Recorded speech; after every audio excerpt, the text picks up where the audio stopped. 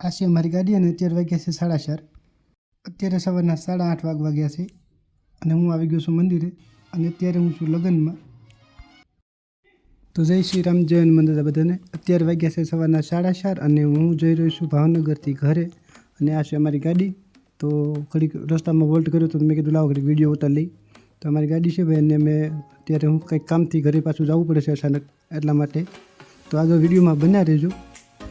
તો અત્યારે સવારના 8:30 જેવું થયું છે અને ભાવનગરથી હું ઘરે જઈ રહ્યો છું. રસ્તામાં થોડું કામ હતું એટલે પછી અમારે મોડું થઈ ગયું હતું.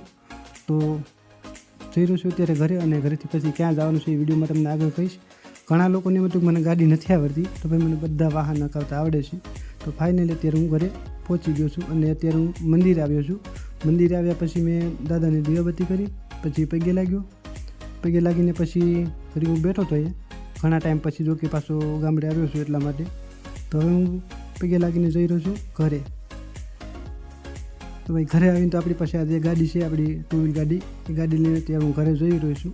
ઘરે જઈને પછી મારે ઘણું બધું કામ હતું, તો રસ્તામાં એમને મેં વિડીયો ઘડી ઉતાર્યા હતા. તો આ છે મારો ભત્રીજો નાનો એવો. ઘણા ટાઈમ પછી મને જોયો છે એટલે એ દાંત કાઢે છે, જો છે ને ગોલું મોલું.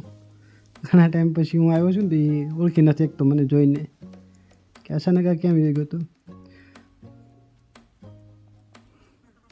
તો ભાઈ એ બધું કામ કર્યા પછી વાડીએ આવ્યો તો આંટો મારવા.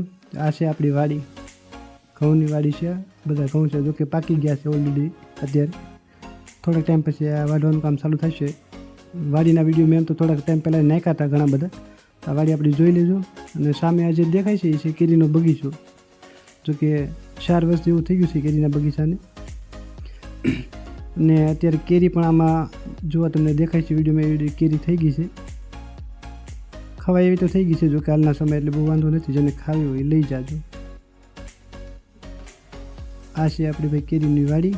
પછી ઘણા બધા એમને વિડીયો ઉતારેલા છે, જે આગળ વિડીયોમાં તમે બન્યા રહેજો. ચેનલ ઉપર ન હોય તો સબસ્ક્રાઈબ ચોક્કસથી કરી દેજો ભાઈ બધા.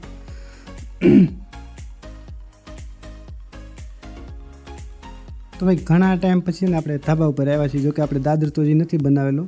તો ધાબા ઉપર આવ્યા પછી અમારા વાડીનો નજારો છે ને કંઈક આવી રીતના દેખાય છે. આ છે આપણી વાડી ભાઈ. ધાબેથી બતાવી છે પહેલી વાર બધાને, તમે જોઈ લો. જો કે લગભગ અંદાજે છે ને 4-5 મહિના જેવું થઈ ગયું છે. એ પછી આજે હું ધાબે ચડ્યો છું. દાદર નથી એટલે ચડવામાં બહુ તકલીફ પડે ધાબા ઉપર. તો આ છે આપણી વાડી ભાઈ. ગામડા જેવી મજા ક્યાંય નથી. સામે અમારા ભાણિયાભાઈ બેઠા છે. આ છે અમારી વાડીને આજુબાજુના જે બધા ઘર ને એવું બધું છે.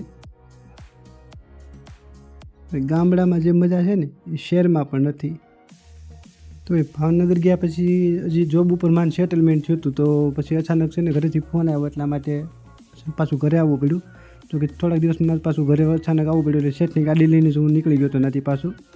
પછી હવે 1-2 દિવસ અહીંયા ઘરે જ રોકાવાનું છે એટલે પછી મેં કીધું લાઈને એક પાછું વાડીનો વિડીયો ઉતારો મારી યાદી માટે, બંને માટે. આજ આપણી વાડી છે ભાઈ. ખેતીવાડી કરી મજા કરવાની. જો કે ભાવનગરમાં મને જોબ મળી ગઈ છે એટલા માટે હું ત્યાં પાછું સેટલમેન્ટ થઈ ગયો છું. તો ફાઇનલી હાલો હવે અત્યારે આપણે જઈ રહ્યા છીએ બહારે. તો અત્યારે ભાઈ હું છે ને ગાડી હલાવી રહ્યો છું, એ છતાં રિસ્ક નહોતું લેવું. તો મેં કીધું લાઈને તો એક વિડીયો ઉતાર લઉં છું.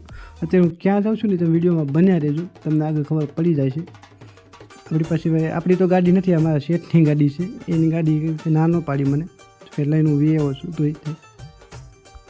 તો ભાઈ અત્યારે ફાઇનલી હું લગ્નમાં પહોંચી ગયો છું. મારા મિત્રના લગ્ન છે એટલા માટે જો આવવું પડે એમ હતું, નહોતું આવવું ને તો એ છતાં પણ.